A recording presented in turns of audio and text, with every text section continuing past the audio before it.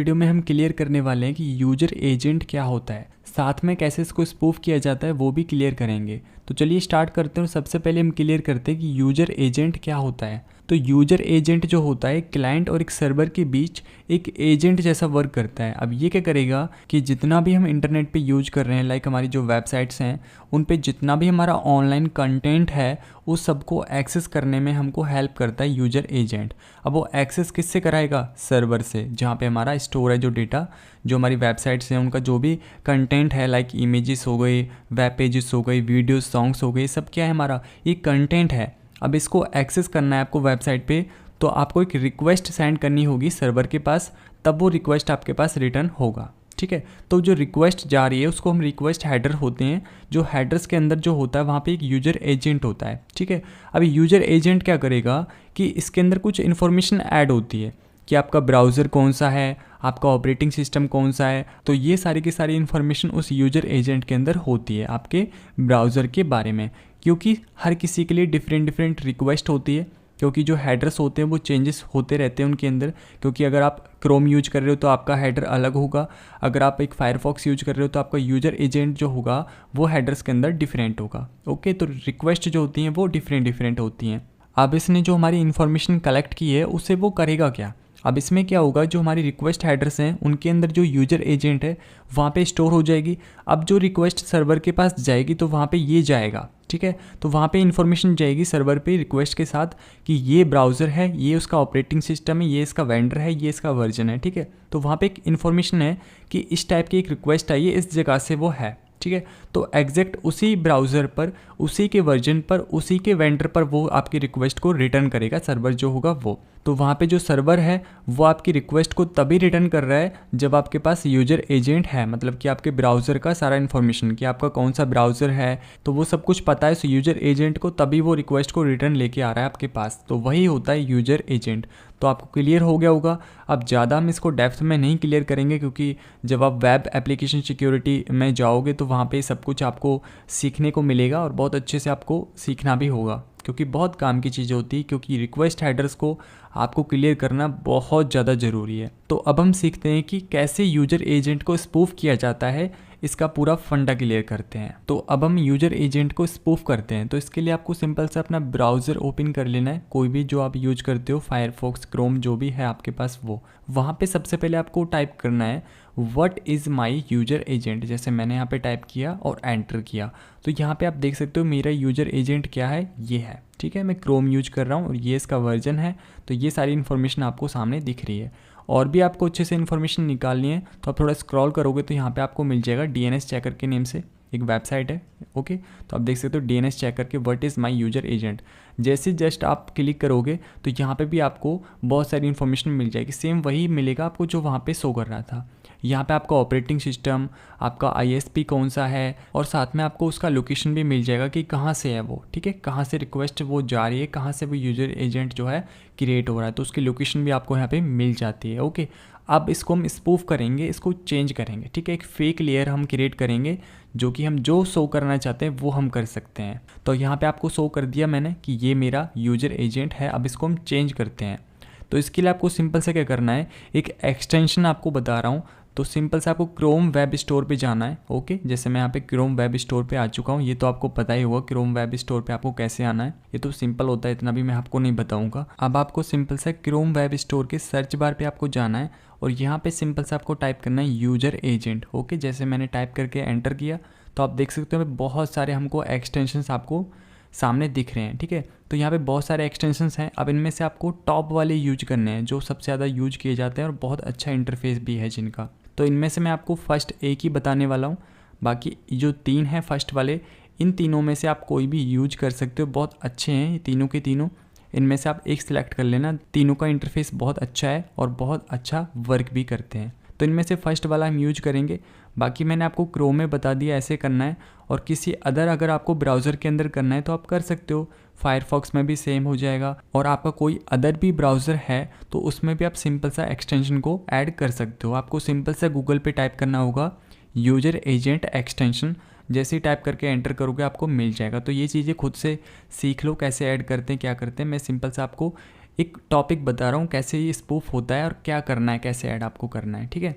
तो सिंपल से यहाँ पे आपको 3 मिल जाते हैं जो कि टॉप है। इनमें से मैं फर्स्ट वाला यूज कर रहा हूँ, आप जो मर्जी यूज कर सकते हो, जो आपको अच्छा लगता है वो। तो मैं सिंपल सा इस फर्स्ट वाले पे क्लिक कर लूँगा। जैसे मैंने क्लिक कर लिया, अभी सिंपल सा ओपन हो चुका है। अब यहाँ पे सिंपल सा आपको ऐड टू क्रोम पे आपको क्लिक करना है। जैसे मैंने ऐड टू क्रोम पे क्लिक किया तो यहाँ पे फिर ऐड एक्सटेंशन पे आपको क्लिक करना है। तो आपका जो एक्सटेंशन है वो ऐड हो जाएगा आपके क्रोम के अंदर। आप देख सकते हो यहाँ पे डाउनलोड होके ऐड हो चुका है। अब यहाँ से इस टैब को मैं क्लोज़ कर देता हूँ, यहाँ से न्यू टैब को ओपन कर लेता हूँ। अब यहाँ पे आप देख सकते हो जो एक्सटेंशन वाला जो आइकन है इस पर क्लिक करना और यहाँ से आपको जो आपका एक्सटेंशन जो आपने डाउनलोड करके ऐड किया है उसको आपको पिन कर लेना है। जैसे मैंने यहाँ पे पिन कर लिया। अब पिन करने के बाद यहाँ पे आपको शो हो जाएगा। ओके, अब यहाँ पे आपको सिंपल सा क्लिक करना है। क्लिक करने के बाद आप देख सकते हो सारी की सारी इन्फॉर्मेशन आपको मिल चुकी है। अब ये इन्फॉर्मेशन कौन सी है, जो हमारी यूजर एजेंट के अंदर होती है कि हमारा ब्राउज़र कौन सा है, हमारा ऑपरेटिंग सिस्टम क्या है, उसका वर्जन क्या है। यहाँ पे और फिल्टर वगैरह भी आप कर सकते हो।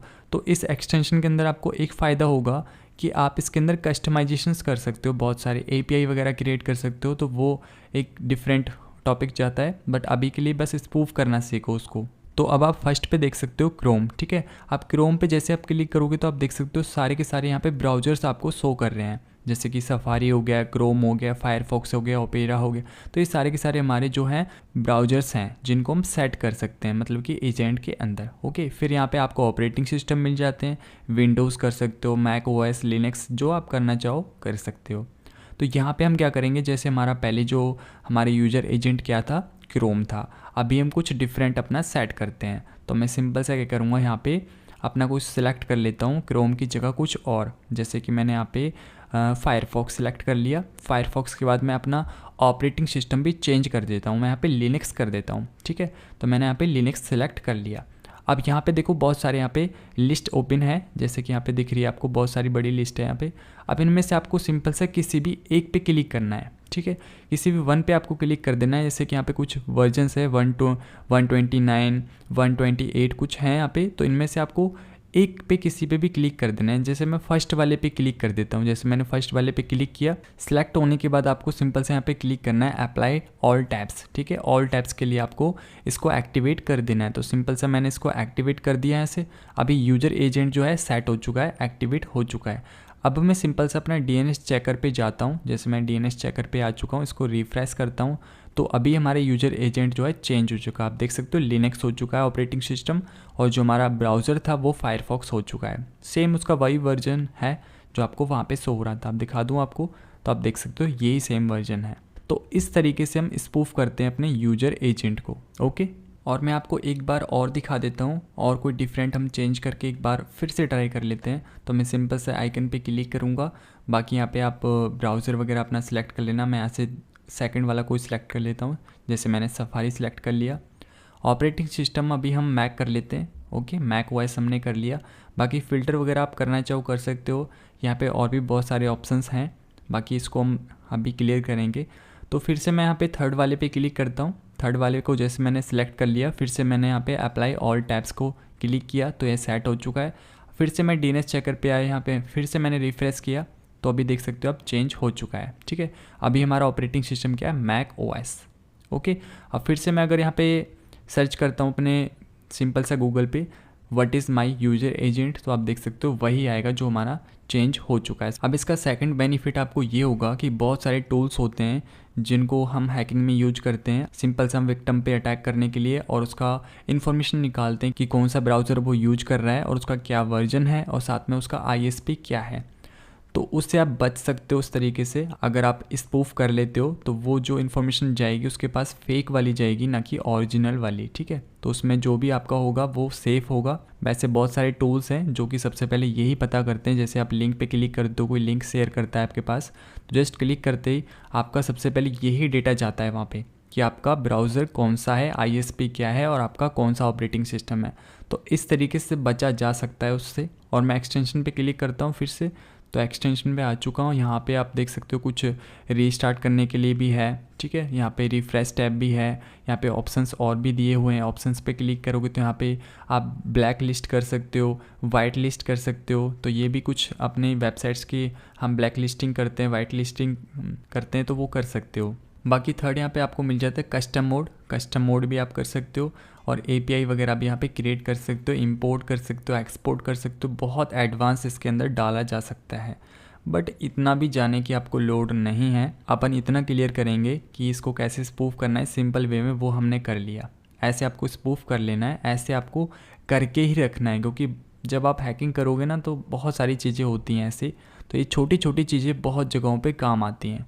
बहुत से हैं जो ये बोलते हैं कि ये बेसिक चीज़ें हैं तो नॉर्मल होती हैं, सबको आती हैं, तो यार सबको नहीं आती हैं। कुछ ऐसे हैं जिनको ये चीज़ें नहीं पता हैं कि कैसे स्पूफिंग होती हैं, कैसे ये जो एक्सटेंशन है ऐड होते हैं, क्या ये कुछ नहीं पता होता उनको।